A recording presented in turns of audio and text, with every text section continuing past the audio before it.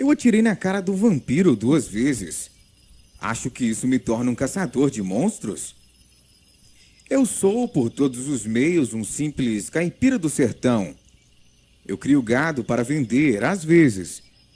Dirijo minha picape e moro na velha casa de espingarda do meu avô, que ele construiu nos anos 40. Ele esculpiu uma fazenda considerável na floresta que usou quase toda a madeira que cortou para fazer a casa, o celeiro, os galpões, os postes para o pasto e assim por diante. Ele morreu há cerca de 4 anos atrás. Desde então, administro a terra.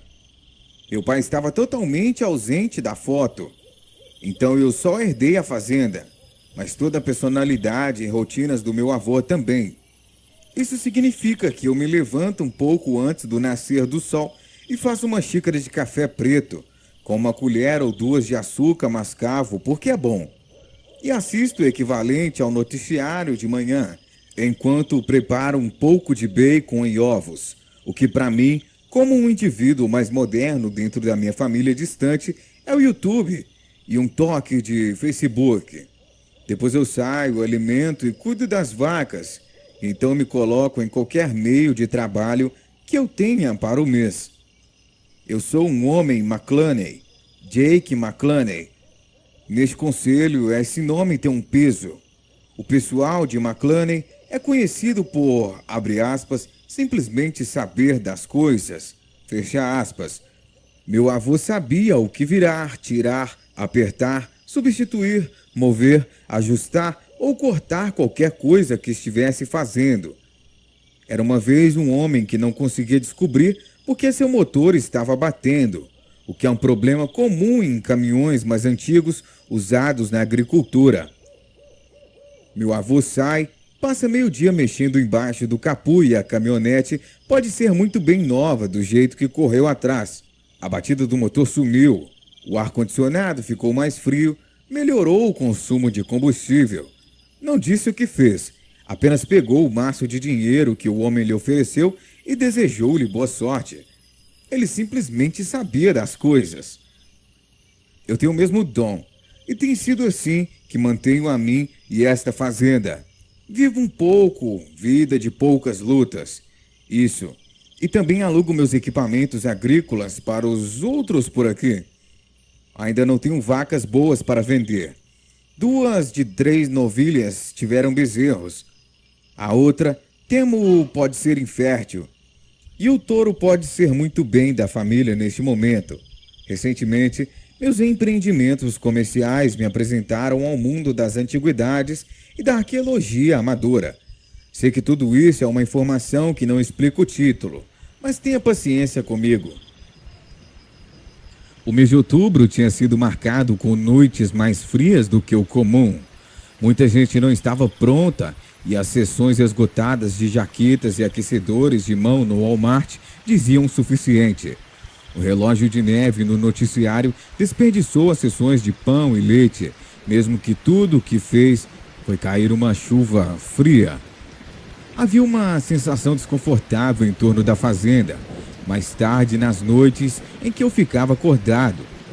Eu me sentia mais como uma criança assustada e paranoica depois de um filme de terror. Olhar para os campos escuros e os altos carvalhos à noite me inquietou por algum motivo. O que quer que eu estivesse procurando estava sempre se movendo em um piscar de olhos. Correndo para os pontos periféricos e cegos, quando os meus olhos pareciam formar uma forma. Que havia um urso ou puma rondando. Talvez um grande bando de coiotes. Mas caramba, se eles não se movessem de forma estranha.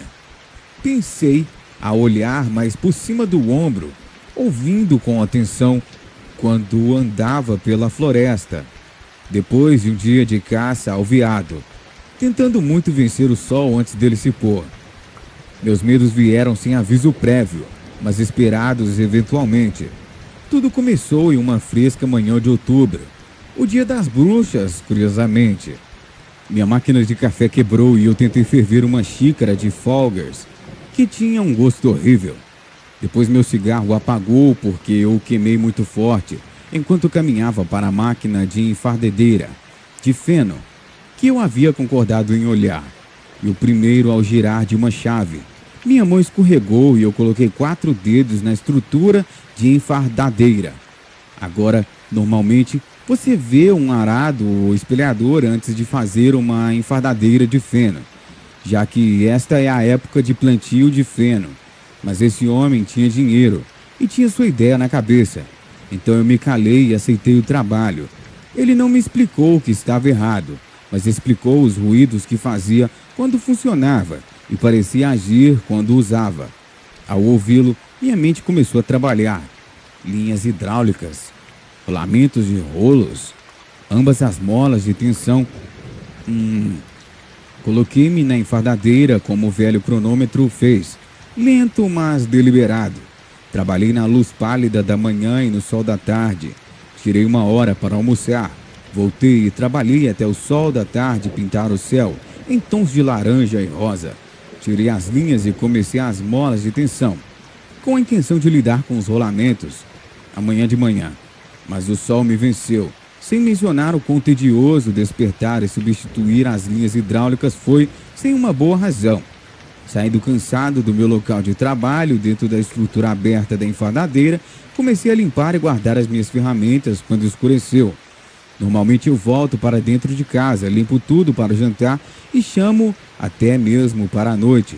Mas o rugido repentino e os estalos de vigias estilhaçadas mudaram tão rapidamente. Na minha cabeça parecia que Charlie, meu touro, estava brigando com uma vaca. Ou talvez tivesse ficado preso e enlouquecido. Situação ruim de qualquer jeito. De qualquer forma, corri para dentro de casa e peguei o rifle do vovô, um Remington 742. Gasto, que estava em cima da minha porta em um suporte de armas de casco de veado. Sim, é exatamente o que parece. Mesmo que eu amasse aquele touro como um animal de estimação, ainda era um pedaço de meia tonelada de pavor e propenso a fazer qualquer coisa. O 742 era a única exceção à regra da família. Mantinha suas armas descarregadas e armadas. Tem um carregador de 10 tiros, mas ele carregava manualmente um 11º extra na câmara. Então eu fiz o mesmo. Escusado será dizer que tudo o que fiz foi pegar aquela arma, ligar o interruptor para as luzes do meu celeiro e atravessar a estrada para ver que diabos estava acontecendo. Deslizando sob a cerca de arame farpado com tantas vezes antes, tirei a trava de segurança do meu rifle enquanto me movia em direção à fonte do barulho e me preparava para o pior. O celeiro tinha um conjunto de portas de sótão na frente e uma abertura lateral à esquerda, pela qual as vacas podiam passar para dormir na parte de trás durante invernos especialmente rigorosos. Onde entrei sob a cerca, o lado esquerdo do celeiro foi o mais próximo de mim e rapidamente cobri o terreno no pequeno campo aberto entre eles, cautelosamente entrando no celeiro.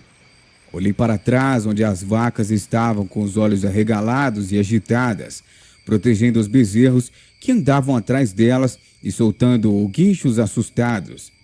Sangue, pele e vigas de madeira de cedro quebradas me deixaram saber que o que fez o touro enlouquecer tinha feito isso lá dentro.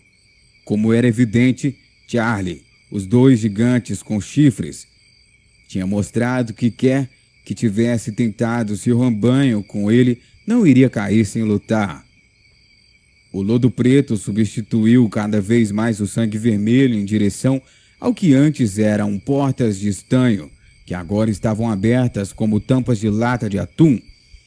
E do lado de fora encontrei Charles apenas um pouco longe do celeiro. O touro se levantou e deu uma patada no chão embaixo dele, virando algo grande que batia com um barulho que o farfalhar de lona faz. Levantei minha arma e dei um passo para trás, chegando um pouco mais perto do celeiro, no caso de precisar correr para me proteger. Limpei a garganta e assobiei. Charlie virou sua cabeça enorme, sangue pingando do seu focinho, gosma preta cobrindo seu chifre direito e cascos dianteiros. E eu pude ver então algo tinha cortado o meio de seu rosto. 3 cortes longos do crânio até o nariz, abrindo a carne. Eu nunca vi um animal parecer tão medroso quando eu fiz este touro. Como você pode ler em seus grandes olhos castanhos que ele estava mortificado. Com um grande gemido baixo, Charlie trotou em minha direção com a cabeça segura pelos pés, como um cachorro castigado faz quando você grita com ele por roubar comida. Quanto mais se aproximava, mais e mais eu podia ver cortes e cortes em seu corpo. Era como se uma máquina de garras gigante tivesse tentado pegá-lo com lâminas de barbear, cada vez deixando feridas longas e finas em suas costas e pescoço. Charlie parecia miserável, mas nada do que ele havia tomado seria letal para ele. Em situações como esta, em que a voz interior ou instinto lhe diz para fazer algo, 9 em cada 10 vezes você precisa ouvir com atenção e pular. Então eu fiz. Charlie tomou um lugar na frente das vacas e deitou-se exausto, o vapor saindo de suas feridas, sugando e soprando profundamente o ar.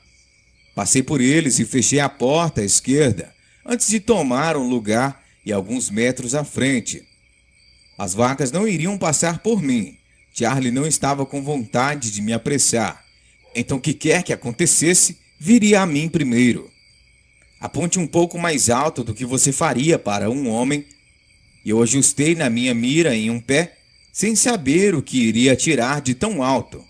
Recebi minha resposta logo depois.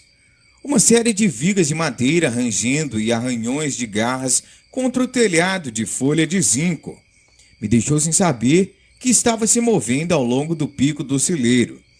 De repente um baque alto bateu contra o chão fora de vista e para o lado. Gritos de dor e aborrecimento a seguir.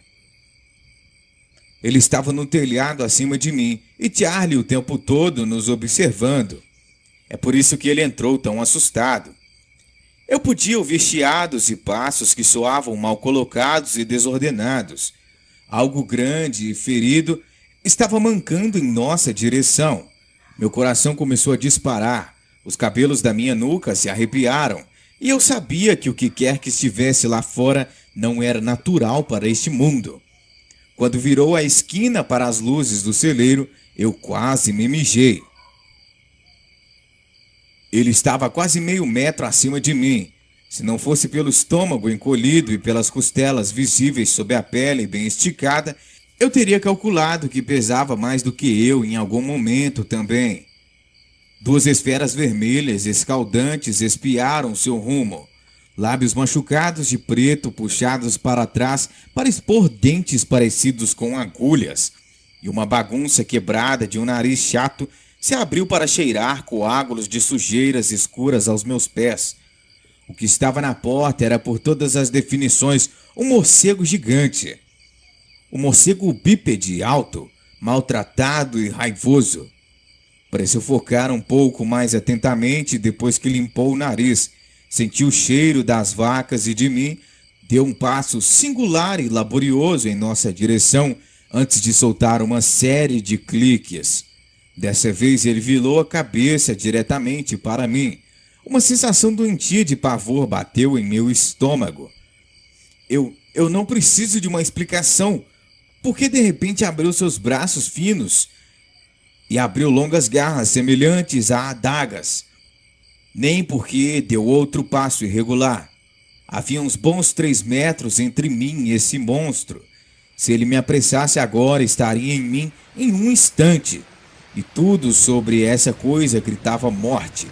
A intuição voltou aos meus pensamentos, tirando-me de uma mistura de terror e admiração.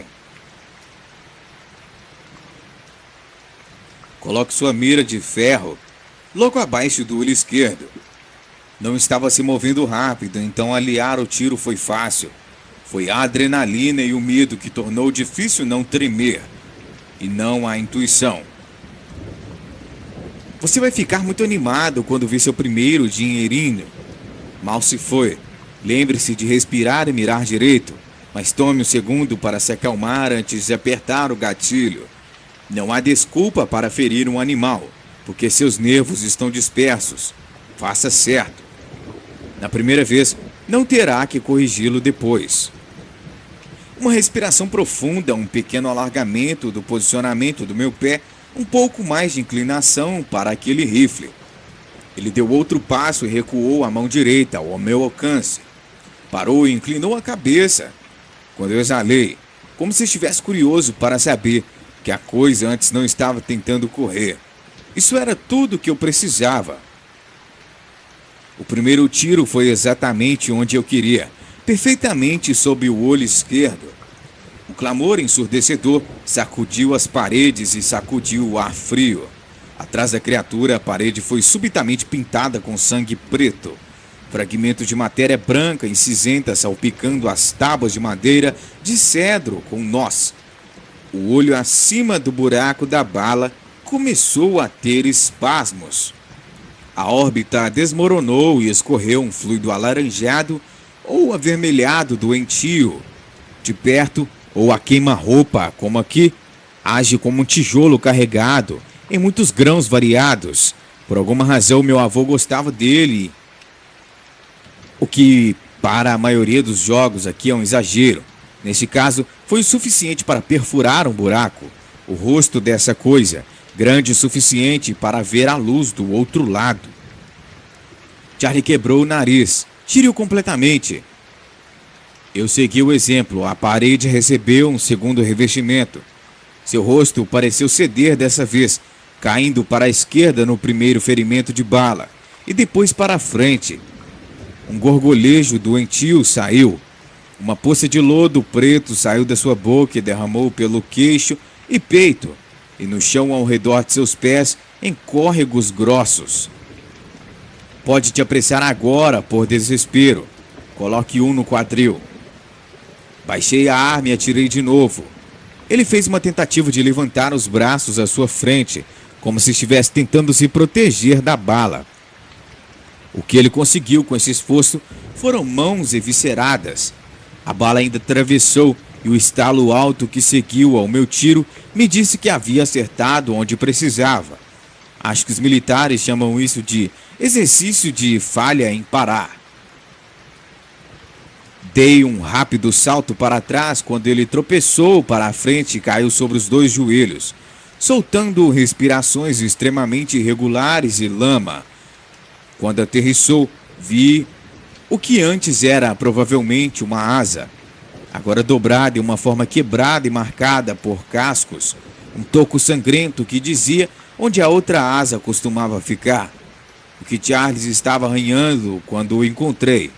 O touro tinha sido esperto, ou simplesmente sortudo para aleijar essa coisa dessa maneira. Um segundo gorgolejar veio em uma enxurrada de líquido preto, a substância turva quase salpicando as minhas botas de trabalho.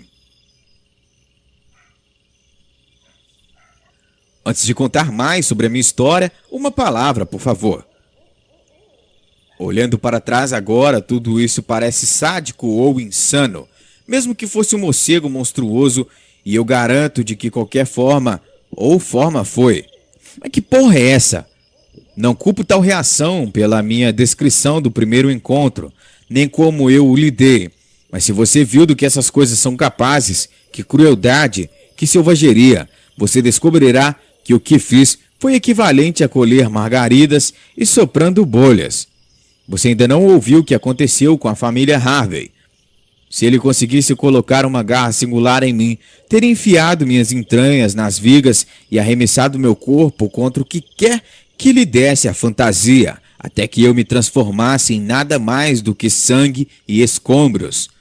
No ano, desde que aquela noite, eu aprendi muito sobre essas aberrações da natureza. Muitas lições aprendidas da maneira mais difícil também. É melhor deixar seu senso de moralidade e misericórdia de lado quando se depara com uma entidade que não pode compreender esses conceitos ou é totalmente incapaz e opta por renunciar a qualquer consideração por essas coisas. Mas continuando. Não vou mentir e dizer que lidei com isso como um fodão. Mesmo que pareça, era memória muscular e era apenas o que fazia sentido fazer. Quando você é criado atirando e caçando, isso tira o choque de atirar em presas até certo ponto, seja um veado ou coiote ou morcego gigante. Também instila uma resposta cíclica em uma situação em que o animal que você atirou é perigoso e vindo para você. Você não para até que ele pare. Isso foi um pouco o mesmo, mas ainda me abalou até o meu núcleo. No segundo em que a fumaça e o cheiro de pólvora deixaram meu nariz, foi substituído pelo fedor de enxofre. O lodo preto borbulhou daquela coisa como açúcar derretido em uma panela que ficou quente demais rapidamente. O morcego ficou parado no chão, sua cabeça parecendo mais uma abóbora quebrada deixada ao sol para apodrecer do que um animal que uma vez se parecia. Ele sentou-se desajeitadamente, provavelmente tentando manter o peso de onde a bala o atingiu. Quadril. Virei-me e vomitei no local. A combinação de adrenalina, visão e cheiro do que eu tinha acabado de fazer era muito cedo. Senti um toque de vergonha, mesmo que tivesse a intenção de machucar a mim e as vacas. Charlie, no entanto, não compartilhava das mesmas convicções. Eu me virei depois do meu momento de enjoo para ver uma parede de músculos castanhos passando por mim em direção à criatura, grunhindo pesadamente enquanto ele ganhava velocidade. Com um golpe lateral baixo, Charlie enganchou uma buzina em seu peito, com um baque profundo e empurrou para cima para rasgá-lo, a caminho do campo. Seus guinchos ofegantes de dor, quase inaudíveis sob o galope estrondoso de Charlie. Eu me arrastei para as portas dobradas do sótão para ver Charlie em plena fúria e poder. Os gritos profundos que ele soltou, ribombando pelo pasto e nas árvores, ele jogou a cabeça em um amplo círculo, atirando o taco para fora e para a terra. Parecia que estava tentando rastejar para longe, quando Charlie o perfurou sob seus chifres. Quando ele parou de se mover, ele se ergueu sobre as duas patas traseiras e desceu seu peso repetidamente sobre as costas como um poste de cerca. A criatura gaguejando quando seus ossos se estilhaçaram sobre o peso do touro. Eu não estava com pressa para tentar acalmar Charlie, nem acho que teria sido capaz. Os animais agem por instinto, e o dele neste momento era garantir que essa monstruosidade não pudesse machucá-lo, ou seu rebanho, nunca mais. Mas eu acabaria fazendo era atrair a mesma ira. Meus joelhos dobraram então, e eu tive que apoiar a coronha no chão para me firmar. Em um dia, meu mundo inteiro virou de cabeça para baixo e virou o que eu desejava que fosse, um pesadelo. As perguntas vinham repentinamente, cada vez mais confusas e preocupantes. O que será que é isso? Estava esperando para descer do telhado ou estava caindo uma tentativa de me pegar antes que eu entrasse? Mas essas coisas viajam em pacotes? Essa coisa preta é tóxica ou venenosa? É isso que tem para o sangue? Por que cheira a enxofre? Há quanto tempo essa coisa caça as vacas? Alguma vez esteve me caçando? O quê? Quando? Onde? E por quê? Perdi a noção do tempo, apenas fiquei em silêncio e assisti Charlie fazer seu trabalho. Eu não tinha capacidade de me mover ainda. Não sei exatamente quanto tempo fiquei ali sentado entre as portas do sótão, mas foi suficiente para Charlie partir o morcego em dois, e o suficiente para o resto do rebanho vir e sentar-se bem atrás de mim, lambendo os meus tornozelos. Acho que para ver se eu também estava morto. Ficou dolorosamente frio depois de um tempo. Toda emoção deixou meu corpo. Charlie veio e se sentou na minha frente, cuidando de seus ferimentos e adormecendo. Estava satisfeito com seu progresso. Me surpreendeu como ele passou dessa montanha de raiva para contente em paz. Acho que ele sabia que tinha matado, com certeza. Eventualmente o sol nasceu. Os primeiros raios solares vieram sobre a linha das árvores e atingiram a frente do celeiro. O calor suave me trazendo de volta à coerência. Eu tinha conseguido algum tipo de sono, mas o frio se instalou em meus ossos. E eu doía, e doía, enquanto eu lutava para ficar em pé sobre as pernas gelatinosas. Atravessei o campo para onde os pedaços maiores daquele monstro estavam, na sombra temporária. Nada parecia mais do que uma massa de carne e óleo de motor queimado. Mas Deus, aquele fedor de enxofre permanecia ao redor dele.